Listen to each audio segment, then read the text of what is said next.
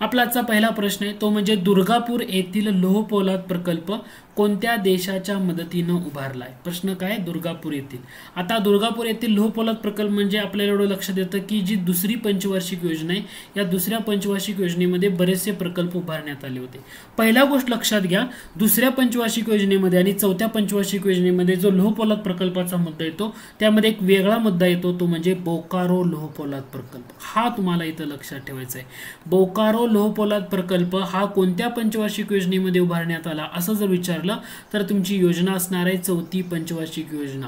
बोकारो लोह पोलाद प्रकल्प कोणत्या देशाच्या सहकार्याने भारताने उभारला तर तो येणार आहे रशिया. कोणत्या देशाच्या मदतीने म्हटल्यानंतर रशिया. हे पहिले दोन घटक तुमच्या लक्षात या. दुर्गापूर लोह पोलाद प्रकल्प कोणत्या पंचवार्षिक योजनेमध्ये उभारण्यात आला तर ही दुसरी पंचवार्षिक योजना होती. या दुसऱ्या पंचवार्षिक योजनेमध्ये उभारण्यात आला आणि हा कोणत्या ठिकाणी येतो. दुर्गापूर म्हटलं की वेस्ट बंगाल म्हणजे पश्चिम बंगालमध्ये तुम्हाला हा पाहता मिळतो. आणि हा कोणत्या देशाच्या सहकार्याने उभारण्यात आलेला आहे असं जर विचारलं तर तुमचं उत्तर असणार आहे ब्रिटन. दुर्गापूर लोह पोलाद प्रकल्प कोणत्या देशाच्या सहकार्याने उभारण्यात आलाय तर तो ब्रिटन. आय होप हे तुमच्या लक्षात आलं असेल. पुढचा प्रश्न आहे, महाराष्ट्रात सुपारी या फळाचं संशोधन केंद्र कोणत्या ठिकाणी आहे. आता हा जो पॉइंट आहे याच्या रिलेटेड असणारी इतर मुद्दे आहेत ना आयोगाला अलीकडे विचारलं जाते की या फळाचं संशोधन केंद्र कुठं आहे किंवा याच्या संशोधन केंद्र कुठं आहे. तर सुपारी म्हटलं की लक्षात ठेवा सुपारी म्हणजे हे येतं श्रीवर्धन रायगड या ठिकाणी फळाचं संशोधन केंद्र आहे. किंवा वेंगुर्ला सिंधुदुर्गमध्ये असणारं कोणतं फळाचं संशोधन केंद्र आहे तर त्या ठिकाणी काजू संशोधन केंद्र आहे. कोणतं, काजू. म्हणजे वेंगुर्ला सिंधुदुर्गला कोणतं आहे, काजू. किंवा पालघर जिल्हा घ्या, पालघर जिल्ह्यामध्ये कोणतं संशोधन केंद्र आहे म्हटलं तर गवत संशोधन केंद्र. हा मुद्दा लक्षात ठेवता येतो. किंवा जर तुम्हाला असं विचारलं सातारा जिल्ह्यामधलं पाडेगाव हे जे ठिकाण आहे पाडेगाव सातारा तर यामध्ये कोणतं संशोधन केंद्र आहे तर तिथं ऊस संशोधन केंद्र येतं. ऊस सातारामध्ये असणारं हे कोणतं संशोधन केंद्र आहे, ऊस संशोधन केंद्र. मग असे जे संशोधन केंद्राचे मुद्दे आहेत ना हे छोटेशीच असतात पण तुम्हाला त्याच्यावर फोकस करावा लागेल. ठीक आहे. तर हे श्रीवर्धन याचा ट्रेंड बदलतोय. आयोगाला विचारताना अशा टाईपवर प्रश्न येत आहेत हे लक्षात घ्या. ठीक आहे. पुढचा जर प्रश्नाकडे बघितलं, पुढचा प्रश्न येतो सिंपल आहे. म्हणजे आपण जो मूलद्रव्य बघतो किंवा घटक बघतो बोरॉन आणि कॅल्शियम याची कमतरता झाली, बोरॉनची कमतरता झाली किंवा कॅल्शियमची कमतरता झाली तर ही तुम्हाला पिकाच्या कोणत्या भागावर दिसते. सिंपल आहे. बोरॉन आणि कॅल्शियमची जर कमतरता एका पिकामध्ये असेल तर तुम्हाला ती कोणत्या भागावर दिसते. जर बोरॉन आणि कॅल्शियमची कमतरता म्हटलं तर जी शेंड्याची पानं असतात ना त्या ठिकाणी तुम्हाला पाहायला मिळतं. म्हणजे शेंड्याच्या पानावर बोरॉन आणि कॅल्शियमची कमतरता तुम्हाला दिसते. हा पहिला महत्वाचा म्हण. आता हे फॅक्च्युअलच आहे, हे तुमच्या लक्षात येणंच गरजेचं आहे. बोरॉन कॅल्शियम म्हणले की शेंड्याच्या पानावर कमतरता हे प्रश्न विचारला गेलेला होता. पुढचा प्रश्न आहे, भाववाढीवर नियंत्रण करणं हे कोणत्या पंचवार्षिक योजनेनं प्रथमच जाहीर केलं. काय म्हणतोय, भाववाढीवर नियंत्रण करणं हे कोणत्या पंचवार्षिक योजनेनं प्रथमच जाहीर केलं. तर हे कोणत्या योजनेनं म्हटलं तर पहिली पंचवार्षिक योजना जी 1951 ते 1956 या कार्यकाळामध्ये झालेली होती या पंचवार्षिक योजनेनं डिक्लेअर केलं होतं. ओके, सिंपलचा असणारा हा प्रश्न होता. किंवा सायन्स रिलेटेड असणारा आणखी एक पुढचा प्रश्न आहे तो म्हणजे सोलार सेलमध्ये एवढंच दिले आणि आयोगाला विचारला होता काय होतं. सोलार सेलमध्ये काय होतं म्हटलं तर सौर ऊर्जा जी आहे त्या सौर ऊर्जेचं रूपांतर विद्युत ऊर्जेमध्ये होतं. सौर ऊर्जेचं रूपांतर विद्युत ऊर्जेमध्ये. पण सध्या सौर ऊर्जे रिलेटेड कोणता पॉईंट चर्चेत आहे असं जर विचारलं तर सौर ऊर्जे रिलेटेड कोणता पॉईंट चर्चेत आहे म्हटलं तर जी आंतरराष्ट्रीय सौर युती म्हणतो आपण, आंतरराष्ट्रीय सौर युती किंवा त्याला आपण म्हणतो इंटरनॅशनल सौर अलायन्स, आंतरराष्ट्रीय सौर युती हा पॉईंट सध्या चर्चेत आहे. तुम्हाला काय लक्षात ठेवायचं आहे याचा करंट रिलेटेड चर्चा असल्यामुळे ही आंतरराष्ट्रीय सौर युती कधी सुरुवात झाली या आंतरराष्ट्रीय सौर युतीची तर याची सुरुवात म्हटलं तर याची तारीख येते 30 नोव्हेंबर 2015. इंटरनॅशनल सोलार अलायन्स जर म्हटलं 30 नोव्हेंबर 2015 ही तारीख येते. कोणत्या दोन देशांचा पुढाकार म्हटलं तर भारत आणि फ्रान्स या दोन देशाचा पुढाकार यामध्ये येतो. हा एक लक्षात असू द्या की ज्या सोलार सेलमध्ये काय होतं तर सौर ऊर्जेचं रूपांतर विद्युत ऊर्जेमध्ये होतं. ठीक आहे. पुढचा प्रश्न आहे, गोड्या पाण्यातील मत्स्य उत्पादन डॅश डॅश जिल्ह्यात अधिक आहे. गोड्या पाण्यातील मत्स्य उत्पादन डॅश डॅश जिल्ह्यात अधिक आहे. राज्यसेवा पूर्व 2011ला विचारलं होतं. तर गोड्या पाण्यातील मत्स्य उत्पादन ऑप्शन जर बघितले म्हणजे तुम्हाला एक लक्षात घ्या की इथं रत्नागिरी, भंडारा, सिंधुदुर्ग आणि अकोला आहे, पण करेक्ट आन्सर येतं भंडारा. रिझन काय आहे तर ज्या ठिकाणी तलावांची संख्या जास्त आहे त्या ठिकाणी तुम्हाला काय असणार आहे, ह्या गोड्या पाण्यातील म्हणतो ना, गोड्या पाण्यातलं मत्स्य उत्पादन.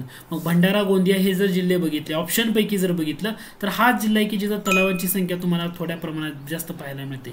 याचा अर्थ गोड्या पाण्यातील मत्स्य उत्पादन कोणत्या जिल्ह्यात अधिक आहे तर ते भंडारा जिल्ह्यामध्ये अधिक आहे. हे तुमचं काय असणार आहे, करेक्ट असणार आहे. ठीक आहे. पुढचा प्रश्न आहे 1989 साली दारिद्र्य रेषेखालील लोकांना रोजगार मिळावा म्हणून कोणती योजना सुरू झाली. तर कोणती योजना सुरू झाली, दारिद्र्य रेषेखालील लोकांना रोजगार मिळावा म्हणून जवाहर रोजगार योजना. जवाहर रोजगार योजना. ओके. जर आपण नरेगा योजना जी म्हणतो ती नरेगा योजनेचा ऍक्ट कितीचा आहे असं जर विचारलं तर नरेगा ऍक्ट म्हणजे मनरेगा म्हणतो ना, मग गांधीजींचं नाव कधी लावलं तो महत्वाचा. आपण नरेगा ऍक्ट म्हटलं तर तो 2005चा आहे. याचं इम्प्लिमेंटेशन कधीपासून झालं तर ही 2 फेब्रुवारी 2006 पासून या नरेगा ऍक्टचं अंमलबजावणी सुरू झाली. महात्मा गांधीजींचं नाव या नरेगा योजनेला दिलं म्हणून ती योजना मनरेगा या नावानं ओळखली जाते. ती केव्हापासून तर ती 2 ऑक्टोबर 2009. 2 ऑक्टोबर 2009ला महात्मा गांधीजींचं नाव या योजनेला दिलं म्हणून ती योजना काय होते, मनरेगा योजना या नावानं ओळखली जाते. ठीक आहे, एवढं लक्षात असू द्या. पुढचा प्रश्न आहे 13व्या वित्त आयोगाचे अध्यक्ष. आता मुद्दा म्हणून विचारलाय मी का, मला 15 वित्त आयोग 14 वित्त आयोग आपल्याला पाहायचंय. 13वा वित्त आयोग बघितलं तर तो डॉक्टर विजय केळकर यांच्या अध्यक्षतेखाली नेमण्यात आला होता. वाय.बी. चव्हाण यांचं नाव दिले म्हणजे हे आपले यशवंतराव चव्हाण यांचा वित्त आयोग म्हणलं तर ते 8व्या वित्त आयोगाचे अध्यक्ष होते. 8व्या. तसं तुम्हाला 14वा वित्त आयोग लक्षात घ्या. 14व्या वित्त आयोगाचे अध्यक्ष कोण होते तर ते होते वाय.व्ही. रेड्डी. हे का चर्चेत होते सध्या, 14व्या वित्त आयोगाचे अध्यक्ष वाय.व्ही. रेड्डी सध्या का चर्चेत होते, कारण त्यांचं पुस्तक आलं होतं सप्टेंबर 2019 मध्ये. त्या पुस्तकाचं नाव आहे ते म्हणजे Indian fiscal federalism. Indian fiscal federalism या नावाचं त्यांचं पुस्तक आलं त्यामुळे ते चर्चेत होते. जी.आर. रेड्डी, वाय.व्ही. रेड्डी एकटेच आहेत काय पुस्तकाचे लेखक नाही, ते सहलेखक आहेत जी.आर. रेड्डी असे दोघं जण आहेत. वाय.व्ही. रेड्डी आणि जी.आर. रेड्डी यांचं असणारं इंडियन फिस्कल फेडरलिझम हे पुस्तक चर्चेत होतं की जे ऑक्सफर्ड युनिव्हर्सिटी प्रेस कडनं प्रकाशित झाले. कुठून, ऑक्सफर्ड युनिव्हर्सिटी प्रेस कडनं प्रकाशित झाले. त्यामुळे हा मुद्दा महत्वाचा आहे. तसा 15व्या वित्त आयोग जर बघितला, 15व्या वित्त आयोगाचे अध्यक्ष कोण तर ते एन.के. सिंग येतात. 15व्या वित्त आयोगाचे अध्यक्ष कोण, एन.के. सिंग. आणि सचिव कोण विचारलं, 15व्या वित्त आयोगाचे सचिव कोण तर तुमचं उत्तर असणार आहे अरविंद मेहता. अरविंद मेहता हे काय आहेत, 15व्या वित्त आयोगाचे सचिव आहेत. त्यामुळे हाही घटक तुम्हाला तिथं लक्षात ठेवावा लागतो. ठीक आहे. त्यानंतर पुढचा प्रश्न, कृषी मूल्य आयोगाची स्थापना कधी झाली. कृषी मूल्य आयोग म्हटलं की 1965. हा घटक लक्षात ठेवा. आता तुम्हाला असं जर विचारलं शेतकऱ्यांचं उत्पन्न दुप्पट करायचं केंद्र सरकारनं केव्हापर्यंत टार्गेट ठेवले. शेतकऱ्यांचे उत्पन्न दुप्पट करणे, शेतकऱ्यांचे उत्पन्न दुप्पट करणे हे टार्गेट केंद्र सरकारने केव्हापर्यंत ठेवले तर हे ठेवले 2022 पर्यंत शेतकऱ्यांचं उत्पन्न दुप्पट करायचंय. समजा तुम्हाला असा प्रश्न विचारला राष्ट्रीय शेतकरी दिन केव्हा साजरा केला जातो. प्रश्न काय आहे, राष्ट्रीय शेतकरी दिन केव्हा साजरा केला जातो तर त्याची तारीख येते 23 डिसेंबर. म्हणजे जो शेतकऱ्यांचं आंदोलन चर्चेत, शेतकऱ्यांचे मुद्दे चर्चेत हे घटकही माहीत असू द्या. ठीक आहे. शेतकऱ्यांचं उत्पन्न दुप्पट 2022, राष्ट्रीय शेतकरी दिन 23 डिसेंबर किंवा कृषी मूल्य आयोगाची स्थापना 1965 हे जे घटक आहेत हे तुम्हाला जास्त इम्पॉर्टंट ठरतात. पुढचा प्रश्न आहे भारतामध्ये जलविद्युत ऊर्जा विकासाची सुरुवात म्हणून डॅश डॅश जवळ एक जल लघु उद्योगाची प्रकल्पाची स्थापना उभारणी करण्यात आली 130 किलोवॅट. हे जे एनसीआरटी आहे ना, एनसीआरटी मध्ये असणारा घटक आहे की जो राज्यसभा पूर्वला विचारला. 1987 मध्ये 1887 मध्ये दार्जिलिंग पश्चिम बंगाल या ठिकाणी एका जल विद्युत प्रकल्पाची उभारणी करण्यात आली. म्हणजे भारतामध्ये जलविद्युत ऊर्जा विकासाची सुरुवात म्हटलं की दार्जिलिंग आणि पश्चिम बंगाल 1887 हा घटक लक्षात ठेवा. एनसीआरटी मध्ये जे वाक्य होतं ते आयोगानं काय केलं होतं, कॉपी पेस्ट आहे असं मारलेलं होतं. ठीक आहे. पुढचा प्रश्न आहे की जो बऱ्याच वेळा विचारला आणि सगळ्यात सिंपल प्रश्न आहे तो म्हणजे भारताची भूसीमा किती देशांना जोडली जाते. उत्तर आहे 7. बचपन में MBA किया, बचपन में MBA किया म्हणजे बांगलादेश सोबत सर्वाधिक जास्त काय असणार आहे आपली भूसीमा असणार आहे. तिची ट्रिक होती ना बचपन में MBA किया. ठीक आहे. तसा हा एक प्रश्न बऱ्याच वेळा विचारला गेलाय. राज्यसेवा पूर्व 2016ला पण विचारला होता की 4 विधानं दिली होती आणि म्हटलं कोणतं विधान योग्य आहे आणि देताना काय म्हटलं पृथ्वी कशी फिरते याच्यावर आयोगानं कन्फ्यूज केले. म्हणजे विचार करा आयोग कसं प्रश्न विचारतंय. पृथ्वी कशी फिरते म्हटल्यानंतर पृथ्वी पश्चिमेकडे पूर्वेकडे म्हणजे तुमचा पर्याय क्रमांक दुसरा हे काय असणार आहे करेक्ट आन्सर असणार आहे. ठीक आहे. पुढचा प्रश्न आहे क्षार नियंत्रण हे मानवी शरीरातील महत्त्वाचं कार्य. क्षारांचं नियंत्रण करणं हे मानवी शरीरातील महत्त्वाचं कार्य हे ज्या ॲड्रिनल ग्लँड म्हटलं जातं किंवा ॲड्रिनल ग्रंथी म्हटलं जातं यांच्याकडं केलं जातं. मग ह्या ॲड्रिनल ग्लँड कोठे विसावले आहेत म्हणजे त्या ॲड्रिनल ग्लँड कोठे आहेत असं विचारलं. म्हणजे मूत्रपिंडामध्ये, किडनीमध्ये, किडनीवर, मूत्रपिंडाच्या म्हणजे किडनीच्या विरुद्ध बाजूस, दोन्ही मूत्रपिंडामध्ये म्हणजे दोन्ही किडनीमध्ये अशा ऑप्शन्स दिलेत. म्हणजे आयोग पण कसं विचारते बघा काय म्हटलं क्षार नियंत्रण म्हणजे ज्या ॲड्रिनल ग्लँड म्हणतो यांचं कार्य काय आहे तर क्षार नियंत्रण करणं आणि ह्या कुठं असतात तर ते जे आपली किडनी आहे मूत्रपिंड आहे त्या मूत्रपिंडावर तुम्हाला या पाहायला मिळतात. म्हणजे अशा टाईपचे प्रश्न सुद्धा तुम्हाला विचारलेले आहेत. पुढचा प्रश्न राज्यसेवा पूर्व 2016लाच विचारला होता पण कशा पद्धतीने विचारलाय बघा. अभ्रक कपड्यांच्या इस्त्रीत वापरला जातो. पुढीलपैकी कोणतं विधान योग्य आहे. अभ्रक हा विजेचा सुवाहक आहे. अभ्रक हा उष्णतेचा सुवाहक आहे. जर तुम्ही विजेच्या इस्त्रीमध्ये कपड्याच्या इस्त्रीमध्ये वापरतो याचा अर्थ तो उष्णतेचा सुवाहक हा डेफिनेटली असणार आहे. याचा अर्थ तो विजेचा सुवाहक नसणार आहे. विजेचा तो काय असणार आहे दुर्वाहक असणार आहे. दुर्वाहक याचा अर्थ ब विधान तुमचं बरोबर आहे म्हणजे पर्याय क्रमांक 2 हे तुमचं काय येणार आहे करेक्ट आन्सर येणार आहे. ठीक आहे. ओके ठीक. पुढचा प्रश्न आयोगानं वन लाइनर मध्ये फॅक्च्युअल मध्ये विचारला होता. एका मिनिटात मूत्रपिंडातून किती रक्त वाहतं. एका मिनिटात मूत्रपिंडातून किती रक्त वाहतं तर हे सिंपल आहे. तर हे किती वाहतं 1 लिटर. 1 लिटर. हा राज्यसेवा पूर्व 2016लाच हा सुद्धा प्रश्न विचारला होता. ठीक आहे.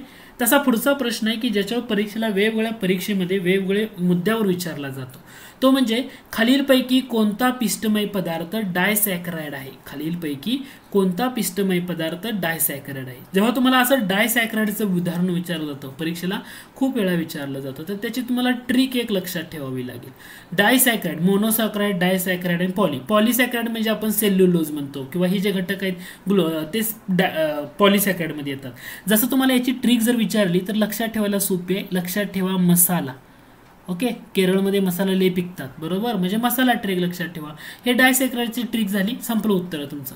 यातलं म म्हणजे काय आहे. म म्हणजे माल्टोज. डायसॅकराइडचे एक्झाम्पल जर कोणतं म्हटलं तर म म्हणजे काय आहे माल्टोज. स म्हणजे काय आहे सुक्रोज. स म्हणजे काय आहे सुक्रोज आहे आणि ला म्हणजे काय आहे लॅक्टोज. म्हणजे म म्हणजे माल्टोज, स म्हणजे सुक्रोज, ल म्हणजे काय लॅक्टोज.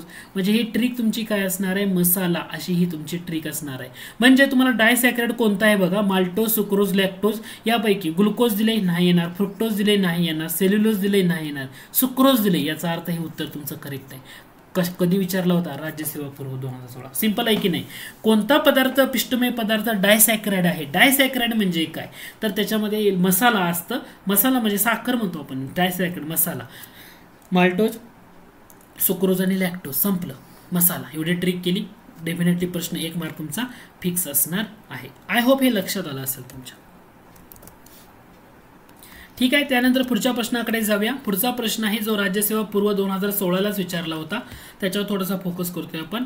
तुम्हाला 3 विधानं दिली होती आणि म्हटलं होतं कोणतं विधान बरोबर आहे ते ओळखा. पहिलं विधान काय म्हणतो 1935च्या कायद्यानं उर्वरित अधिकार किंवा शेषाधिकार हे भारताच्या गव्हर्नर जनरलकडे दिले का डेफिनेटली बरोबर आहे.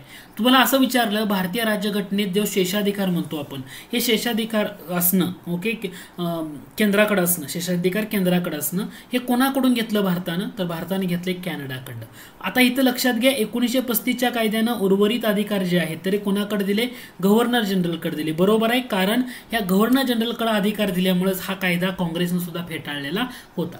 अमेरिकेत उर्वरित अधिकार कोणाकडे दिलेत राज्यांकडे दिलेत म्हणजे हे बरोबर आहे. राज्यांना अधिकार दिले उर्वरित अधिकाराचा.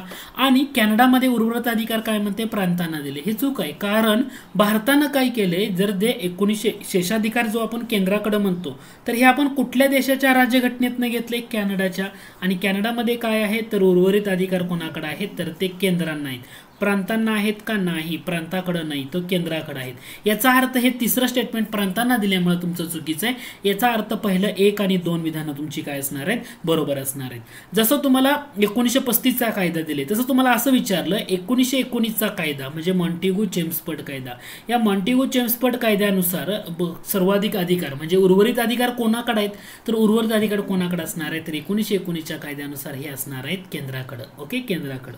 किंवा 1919 च्या कायद्यानुसार कोणतं नवीन पद तयार करण्यात आलं असं जर विचारलं तर ते येतं हाय कमिशनर ऑफ इंडिया। हे नवीन पद या कायद्यानुसार तयार करण्यात आलं। कोणतं पद?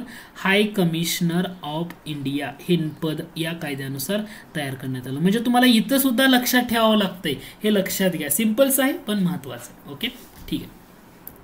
पुढचा प्रश्न आहे, जर लोकसभेचे सभापती आणि उपसभापती दोघेही उपस्थित नसतील तर संसदेच्या संयुक्त बैठकीचं अध्यक्षस्थान कोण भूषवतं? आता पहिला मुद्दा, संसदेची संयुक्त बैठकीचं अध्यक्षस्थान भारतानं कोणत्या देशाच्या राज्यघटनेमधून घेतलं? तर ती राज्यघटना आहे ऑस्ट्रेलिया। ऑस्ट्रेलियाच्या राज्यघटनेमधून आपण घेतले संयुक्त बैठक ही तरतूद। आणि जर लोकसभेचे सभापती असू द्या किंवा उपसभापती असू द्या हे दोघं जर उपस्थित नसतील तर संसदेच्या संयुक्त बैठकीचं अध्यक्षस्थान कोण भूषवतं? राज्यसभेचे अध्यक्ष म्हणजे आपले उपराष्ट्रपती म्हणतो ते नाहीत भूषवत, भूषवतो कोण? राज्यसभेचे उपाध्यक्ष हे भूषवतात। कोण भूषवतात? राज्यसभेचे उपाध्यक्ष हे पद भूषवतात। ठीक आहे, ठीक आहे। पुढच्या प्रश्नाकडे जाऊया। पुढचा प्रश्न आहे, खालील विधानातून कोणतं विधान बरोबर नाही ते ओळखा। आयोगाचाच प्रश्न आहे। 2 विधानं दिली त्यांनी म्हटले कोणतं विधान बरोबर आहे? घटना दुरुस्ती विधेयक हे एखाद्या मंत्र्याकडून अथवा खाजगी सभासदाकडून मांडले जाऊ शकते आणि त्यासाठी राष्ट्रपतीच्या पूर्व परवानगीची गरज नसते। बरोबर का? डेफिनेटली बरोबर आहे। घटना दुरुस्ती विधेयक जर असेल तर एखादे मंत्री असू द्या किंवा खाजगी सभासद असू द्या त्यांच्याकडून मांडलं जाऊ शकतं, राष्ट्रपतीच्या पूर्व परवानगीची त्यासाठी गरज नसते। हे विधान बरोबर आहे। घटना दुरुस्ती विधेयकाला राज्यांनी किती कालावधीमध्ये संमती द्यावी याबाबत त्यांच्यावर बंधन नाही। हे बरोबर आहे का? हे सुद्धा विधान बरोबर आहे, कारण घटना दुरुस्ती विधेयकाला राज्यांनी किती कालावधीत द्यावी हे काय मंजूर नाही। म्हणजे इथं दिलेली दोन्ही विधानं काय बरोबर आहेत? चुकीचं आहे का? नाही। तुम्हाला विचारले कोणतं बरोबर नाही? पर्याय क्रमांक 4 वरीलपैकी एकही नाही। याचा अर्थ दोन्ही विधानं काय बरोबर आहे। किंवा आता घटना दुरुस्ती विधेयकाला मी जर असं म्हटलं, घटना दुरुस्ती विधेयकाला मंजुरी देणं राष्ट्रपतीवर बंधनकारक करण्यात आलं। घटना दुरुस्ती विधेयकाला मंजुरी देणं राष्ट्रपतीवर बंधनकारक करण्यात आलं असं कोणत्या घटना दुरुस्तीनं टाकण्यात आलं? असं कलम कोणत्या घटना दुरुस्तीने टाकण्यात आलं? जे घटना दुरुस्ती विधेयक आहे आणि याला राष्ट्रपतीने मंजुरी द्यायची म्हणजे द्यायची, महागाडी पाठवायचं नाही, बंधनकारकच आहे त्यांच्यावर। असं कलम कोणत्या घटना दुरुस्तीने टाकलं? तर ती घटना दुरुस्ती येते 24वी घटना दुरुस्ती की जी 1971 साली करण्यात आली होती। 24वी घटना दुरुस्ती 1971च्या घटना दुरुस्ती विधेयकाला मंजुरी देणं राष्ट्रपतीवर काय केलेलं होतं? तर बंधनकारक करण्यात आलं होतं। हे इथं लक्षात ठेवा। ओके, हा मुद्दा जास्त इम्पॉर्टंट आहे। ठीक आहे, समजलं? ठीक आहे, पुढच्या प्रश्नाकडे जाऊया। पुढचा प्रश्न सुद्धा आयोगाला विचारलेलाच आहे। 2 विधानं दिलीत आणि तुम्हाला म्हटले कोणतं विधान बरोबर आहे ते ओळखा। कोणतं विधान बरोबर आहे ते ओळखा। पहिलं विधान बघा, ब्रिटनमध्ये पंतप्रधान हे सामान्य ग्रहाचेच म्हणजे हाऊस ऑफ कॉमनचे सदस्य असले पाहिजे। बरोबर का? यस, हे बरोबर आहे। पंतप्रधान हे सामान्य ग्रहाचे म्हणजे हाऊस ऑफ कॉमनचे सदस्य असले पाहिजे। भारतात कोणत्याही सभागृहाचा सभासद नसलेल्या व्यक्तीची पंतप्रधान म्हणून नेमणूक होऊ शकते। डेफिनेटली बरोबर आहे, भारतामध्ये तसं आहे। ओके, अमेरिकेत तसं नाही आहे। ओके, भारतामध्ये म्हटलं बरोबर आहे। ठीक आहे, दोन्ही विधान बरोबर।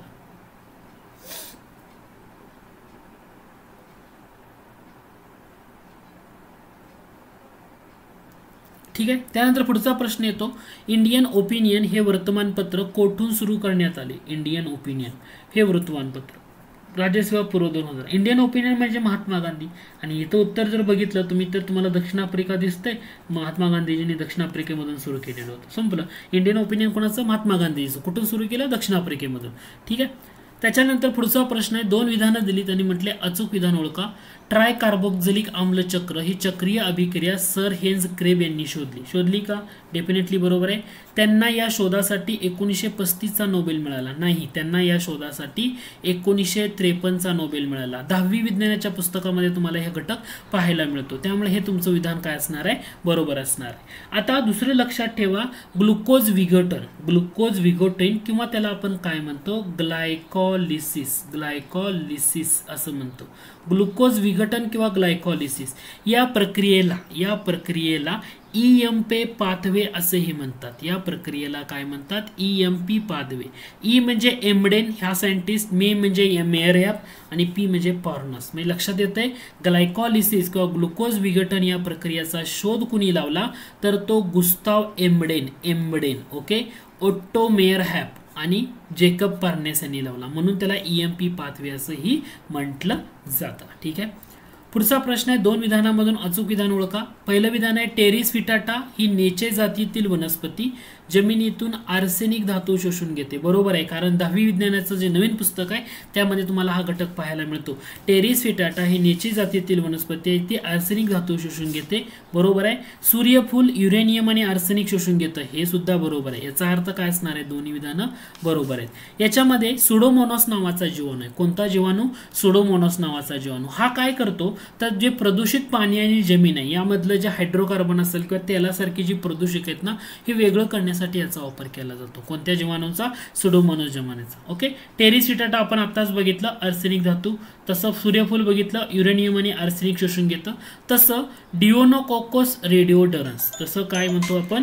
डिओनोकोकस रेडिओडरन्स हा जीवाणू सर्वाधिक किरणोत्सार प्रतिकारक जीव आहे. हा जीवाणू सर्वाधिक किरणोत्सार प्रतिकारक जीव आहे, कारण याच्या जनुकीयामध्ये बदल केलेला आहे आणि जो अणुकचरा आहे त्या अणुकचऱ्यामधला किरणोत्सार शोधून घेण्यासाठी वापर केला जातो. हे तुम्हाला ना उपयोगाचं आहे. कुठं माहिती आहे का? 10वी विज्ञानाच्या पुस्तकात दिले. परीक्षेला काय विचारलं जाईल? खालीलपैकी कोणता जीवाणू सर्वाधिक किरणोत्सार प्रतिकारक जीव आहे? मग सुडोमोनॉस असं काही दिलं जाईल. तेव्हा तुम्हाला लक्षात ठेवा डिओनोकोकस रेडिओडरन्स हा जीवाणू काय असणार आहे? सर्वाधिक प्रतिकारक किरणोत्सार प्रतिकारक जीव आहे. आणि हे तुम्हाला परीक्षेला विचारलं जाईल, कारण 10वी विज्ञान पुस्तकामध्ये याचा संदर्भ दिलेला आहे. त्यामुळे हा घटक तुम्हाला तिथं जास्त इम्पॉर्टंट आहे. आय होप हे तुमच्या लक्षात आलं असेल. आय होप हे तुमच्या लक्षात आलं असेल.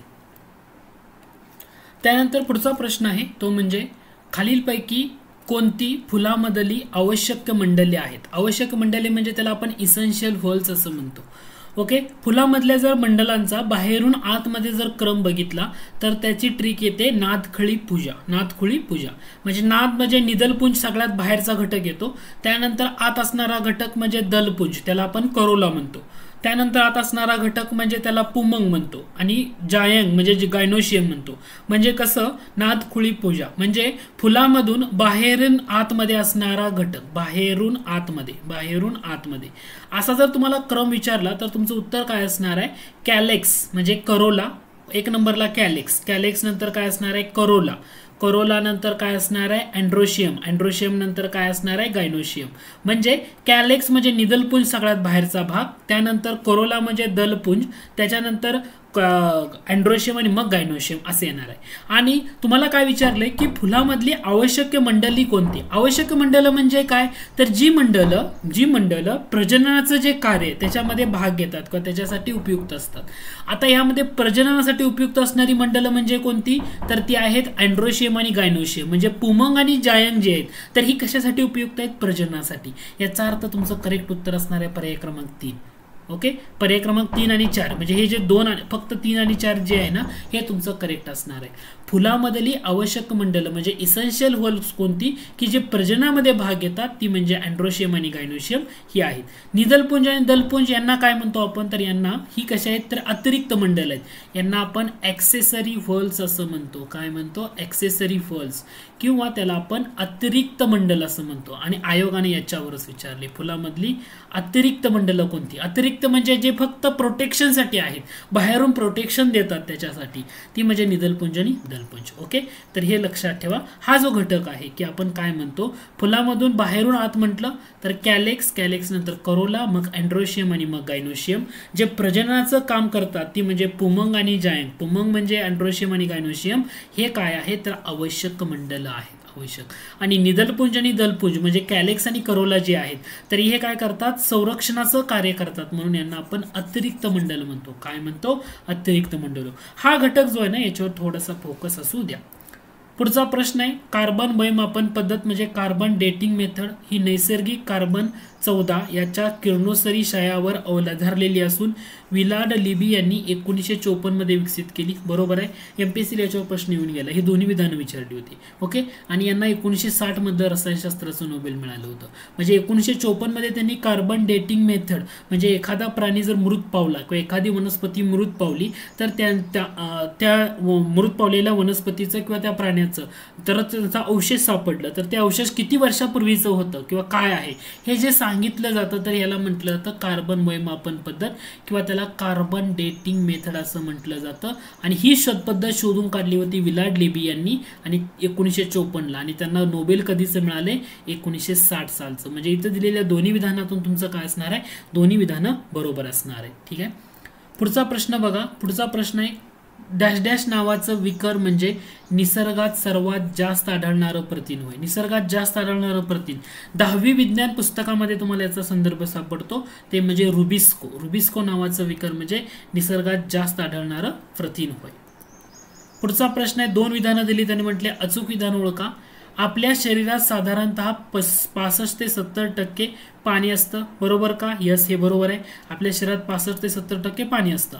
प्रत्येक पेशींच्या वजनाच्या 70% पाणी असतं. बरोबर आहे. 70% पाणी असतं. याचा अर्थ काय? दोन्ही विधानं बरोबर आहे. दोन्ही विधान बरोबर आहे. रक्त घ्या. रक्तामध्ये रक्तद्रव्याच्या 90% पाणी असतं. रक्त जर घेतलं तर त्या रक्तामध्ये रक्तद्रव्याच्या 90% सुद्धा काय असतं?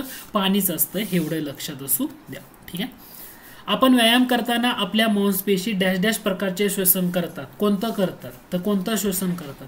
तर ते करतात विनॉक्सी श्वसन. म्हणजे त्याला आपण अनरोबिक रेस्पिरेशन असं म्हणतो. काय म्हणतो? अनरोबिक रेस्पिरेशन. एरोबिक आणि अनरोबिक रेस्पिरेशन. आणि आपण व्यायाम करताना आपल्या मांसपेशीमध्ये लॅक्टिक ऍसिड तयार होतं. त्यामुळे आपल्याला काय वाटतं की आपल्याला थकवा आल्यासारखा जाणवतो. म्हणजे आपण जास्त व्यायाम केला की आपल्याला वाटतं आपल्याला थकवा आलाय. कशामुळे होतं? तर हे त्याच्यामुळे होतं. हे एवढं घटक इथं लक्षात ठेवा. पुढचा प्रश्न आहे, खालील वर्णनावर्ण प्राण्यांचा संघ ओळखा असं म्हटले. प्राण्यांचा संघ म्हटले आणि याच्यामध्ये तुम्हाला काय काय दिले? हे सर्वात साध्या प्रकारची शरीर रचना असलेले प्राणी असून स्पंज म्हणतात. त्यांना काय म्हणतात? स्पंज असं म्हणतात. यांच्या शरीरावर असंख्य छिद्रे असतात. छिद्र बरोबर आहे. त्या छिद्रांना ऑस्टिया किंवा ऑस्क्युला असं म्हटलं जातं. बरोबर आहे. आणि याच्यामध्ये जलवासी प्राणी असून काही समुद्रात तर काही गोड्या पाण्यात आढळतात. आणि तुम्हाला म्हटलं हे याच्यावरनं वर्णनावर्ण हे कशाच्या संदर्भातले वर्णन आहे? तर हे लक्षात ठेवा. हे वर्णन कशाचं आहे? तर हे पायलम पोरीफेरा किंवा रंध्रीय प्राणीसंघ म्हणतो ना, त्यांचं हे वर्णन आहे. ठीक आहे. ऑस्टिया, ऑस्क्युला, स्पंज सारखं असणं म्हणजे. आता इथं सिलेंटरेट आणि निडारिया म्हटले. ऍक्च्युली ह्या दोघांचा अर्थ एकच होतो. दोघंही संघ म्हणजे एकच आहे. एवढं असू द्या माहीत. ठीक आहे. पुढचा प्रश्न आहे, उत्क्रांती होत असताना सजीवांच्या शरीर रचनेत बदल होतात. या बदलामागे त्या सजीवानं केलेला प्रयत्न व केलेला आळस कारणीभूत असतो असा सिद्धांत कोणी मांडला? तर हा सिद्धांत कोणी मांडलाय? तर हे लक्षात ठेवा. लॅमार्क यांनी मांडलाय. 10वी विज्ञानामध्ये दिलेला आहे लॅमार्कचा सिद्धांत की उत्क्रांत होत असताना त्या शरीराच्या वजनामध्ये बदल होणारच आहे ना रचनेमध्ये. आणि त्या बदलामागे त्या जीवानं केलेला प्रयत्न किंवा त्याचा आळस जो आहे ना तो कारणीभूत असतो. तो कोणी मांडलाय सिद्धांत? लॅमार्कचा सिद्धांत असं म्हटलं जातं. पुढचा प्रश्न बघा. ऑक्टोपस हा असमपृष्ठरज्जू प्राण्यामध्ये सर्वात हुशार आहे. तो स्वतःचा रंग बदलू शकतो. बरोबर आहे. ऑक्टोपस पोहणे, सरपटणे, चालणे. बरोबर आहे. म्हणजे इथं दिलेली दोन्ही विधानं काय तुमची बरोबर आहेत. पुढचा प्रश्न आहे जो आयोगाला बऱ्याच वेळा विचारून झालेला आहे. रासायनिक दृष्ट्या फिनेगार म्हणजे काय? फिनेगार म्हणजे CH3COOH म्हणजे ते किती टक्के ऍसिटिक आम्ल असतं? तर ते म्हणजे 4%. 10वी विज्ञानाचा संदर्भ आहे. 10वी विज्ञान नवीन पुस्तक आहे ना, त्याचा संदर्भ तुम्हाला पाहायला मिळतो. रासायनिक दृष्ट्या फिनेगार म्हणजे 4% ऍसिटिक आम्ल होय. ओके, हे विधान बरोबर आहे. पुढचा प्रश्न आहे, क्षयरोगाविरुद्ध कोणतं औषध प्रभावी ठरतं? रिफामायसिन हे औषध प्रभावी ठरतं. पुस्तकात दिले. ईश्वरचंद्र विद्यासागर यांच्याबाबत 3 विधानामधून कोणतं विधान अयोग्य ते निवडा. ईश्वरचंद्र विद्यासागर म्हटलं की सोमप्रकाश हे बंगाली वृत्तपत्र लक्षात ठेवा. हे त्यांनी सुरू केलेलं आहे. Somprakash. A nation in making हे पुस्तक त्यांनी लिहिलं नाही. अ नेशन इन मेकिंग हे पुस्तक कोणी लिहिलंय? तर हा आत्मचरित्रात्मक ग्रंथ आहे आणि तो ग्रंथ आहे सुरेंद्रनाथ बॅनर्जी यांचा. सुरेंद्रनाथ बॅनर्जी यांचा आत्मचरित्रात्मक ग्रंथ कोणता? तर a nation in the making. त्यामुळे हे तुमचं चुकीचं आहे की जे 1895 ला पुण्याला झालेलं अधिवेशन होतं, या पुण्याच्या अधिवेशनाचे अध्यक्ष होते सुरेंद्रनाथ बॅनर्जी. तत्वबोधिनी सभेशी संबंधित होते, बरोबर आहे. म्हणजे तुमचं इथं चुकीचं कोणतं आहे? A nation in the making, Ishwar Chandra Vidyasagar नाही. ईश्वरचंद्र विद्यासागर यांचं विद्यासागर हे मूळ आडनाव नाही, त्यांना मिळालेली ही पदवी आहे. यांचं मूळ आडनाव होतं ईश्वरचंद्र बंडोपाध्याय. काय आडनाव होतं? ईश्वरचंद्र बंडोपाध्याय. हे पण तुम्हाला माहित असू द्या. पुढच्या प्रश्नाकडे जाऊया. पुढचा प्रश्न आहे 4 विधानावरून विसंगत पर्याय निवडा असं म्हटले. म्हणजे एकेश्वर निष्ठांची कैफियत, म्हणजे हा ग्रंथ कोणी लिहिला निबंध? तर न्यायमूर्ती रानडे यांनी लिहिला, हे आपल्या लक्षात येतं. ठीक आहे. मानव धर्म सभेची स्थापना कोणी केली म्हटलं तर तुम्हाला दादोबा पांडुरंग तडकरकर येतात, तडकरकर बंधू, की 1844ला त्यांनी मानव धर्म सभेची स्थापना केली होती सुरतला. राईज ऑफ मराठा पॉवर कोणी लिहिलाय? न्यायमूर्ती रानडे यांनी लिहिलाय. आणि मराठी व बंगाली लोकांच्या भावी उत्कर्षाची चिन्हे व तुलना म्हटलं तर न्यायमूर्ती रानडे.